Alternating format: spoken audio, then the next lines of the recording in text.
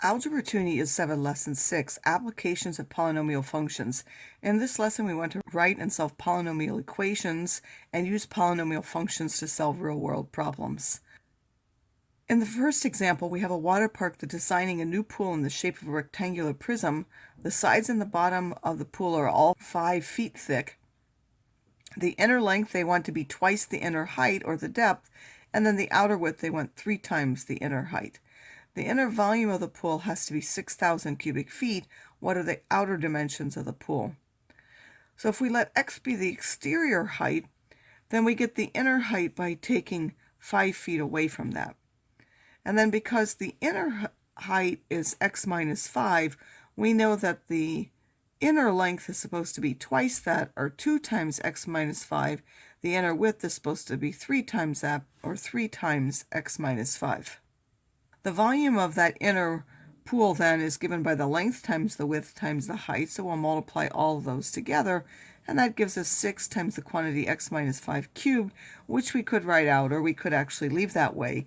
We want that volume to be 6,000, so we could graph this and this. I wrote out the standard form section and this, and we want to find the x values of the point of intersection. Of course, you're going to have to make the windows so that it fits that.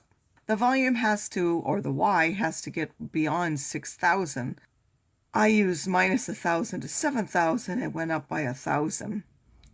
And then the x's, if you tried them and you did the standard for minus 10 to 10, you would find that the point of intersection wouldn't show, and you'd have to increase that x. 15 worked. If you increased it to 20, this would be clear. And once you find that it's 15, then you know that the inner dimensions are 5 minus that, which is 10, and then you double this and you triple it, give you the length and the width.